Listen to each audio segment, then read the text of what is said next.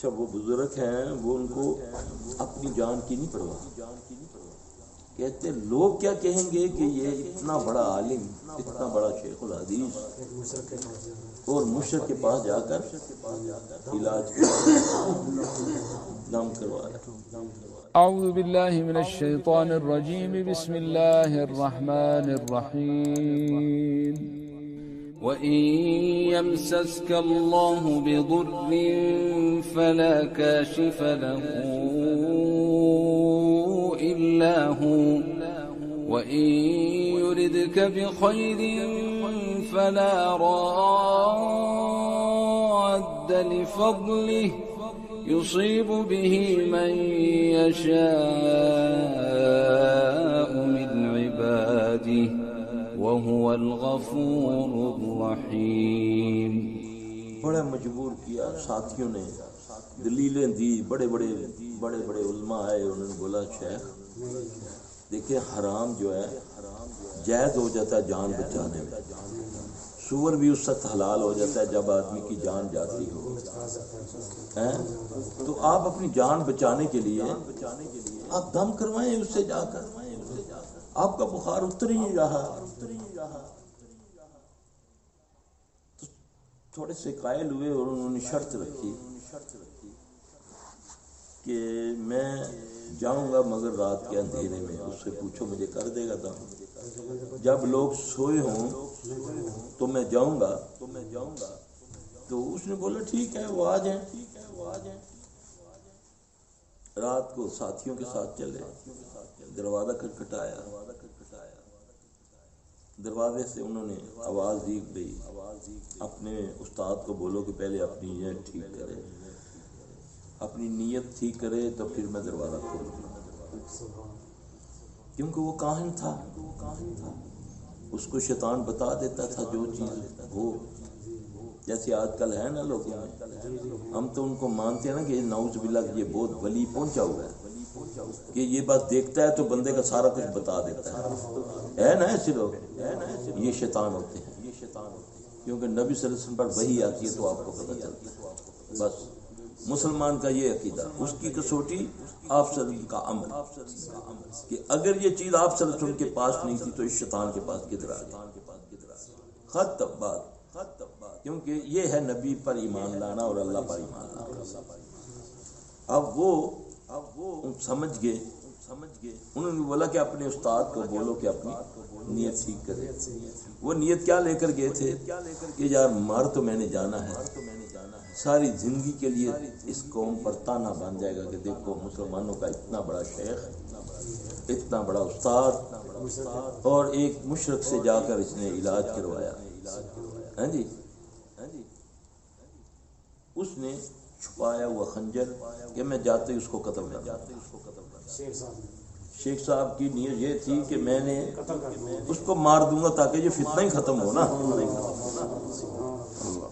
ذرا غور کرنا اس بات پر، یہ ڈھول پر ناچنے والا ولی نہیں ہوتا، شیطان ہوتا ہے،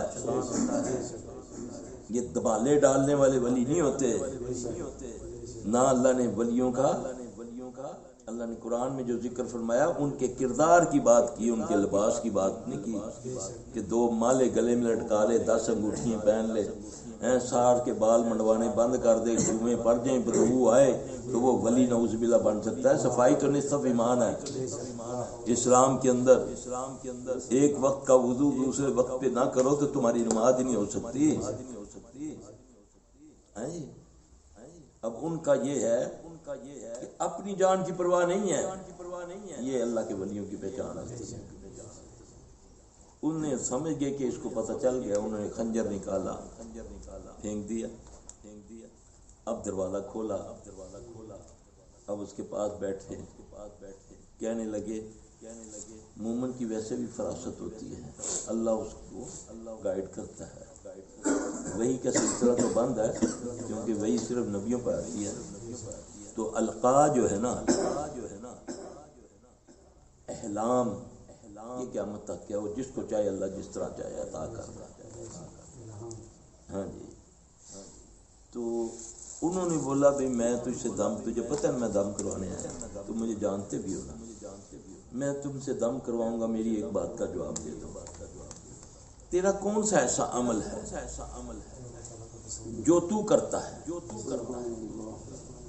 وہ بولتا میرا عمل یہ ہے کہ جو میرا دل چاہتا ہے میں وہ نہیں کرتا، یعنی کہ دل کے اپوزٹ چلتا ہوں۔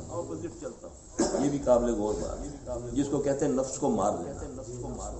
میرا دل چاہتا ہے میٹھی چیز کھانے کو، میں نہیں کھاتا، میں کہتا ہوں میں لیمبو کھاؤں، اچار کھاؤں۔ مثال کے طور پہ بات کر، اب وہ مومن تھے، ایمان والے تھے، اللہ ان کی نیت کو جانتا تھا۔ پھر کیونکہ ہمارے عملوں کا دار و مدار نیت کے اوپر ہوتا ہے، اللہ جانتا تھا کہ یہ بندہ میرے لیے کتنا تڑپ رہا ہے، پھر اللہ نے کس کی مدد کرنی تھی؟ اس کی جو اللہ کے لیے ہوتا ہے۔ اللہ اس کی پھر زبان بن جاتا ہے، اس کی آنکھ بن جاتا ہے۔ بولتے ہیں اپنا عمل بتاؤ، تیرا عمل کیا ہے، پھر میں تم سے دم کروں۔ وہ کہتا ہے کہ میں ہر وہ کام کرتا ہوں جو میرے دل سے اختلاف کرتا ہے۔ تو انہوں نے بولا کہ اچھا میں تجھ کو اسلام کی دعوت دیتا ہوں، کلمہ پڑھو، کرو انکار۔ سمجھ آئی آپ کو؟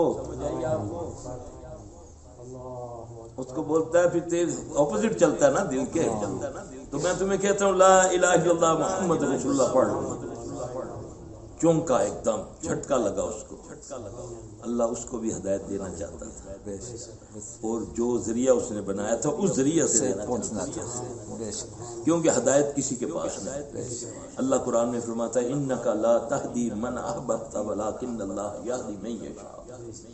اے نبی صلی اللہ علیہ وسلم، ہدایت تیرے پاس نہیں، ہدایت میرے پاس ہے، میں جسے چاہوں۔ یہاں تو ہم کہتے ہیں نا نگاہ مرد مومن سے بدل جاتی ہے، نبی سے بڑھ کر مومن کائنات میں کوئی نہیں۔ کیا آپ کی کفار پر نگاہ تھی کہ نہیں؟ اپنے رشتوں پر نگاہ تھی کہ نہیں؟ جس کو اللہ نے چاہا اس کو ہدایت، صحیح نا؟ ہاں، یہ ایمان ہے۔ دعائے مرد مومن سے بدل جاتی، دعائے مرد مومن، دعا سے تقدیر بدل جاتی، دعائے مرد مومن سے بدل جاتی ہیں، تقدیر۔ اب وہ بندہ، میری بات رکو، ایک بندہ ان کو وہ دعوت دیتے ہیں کہ پھر تو اسلام لے آ۔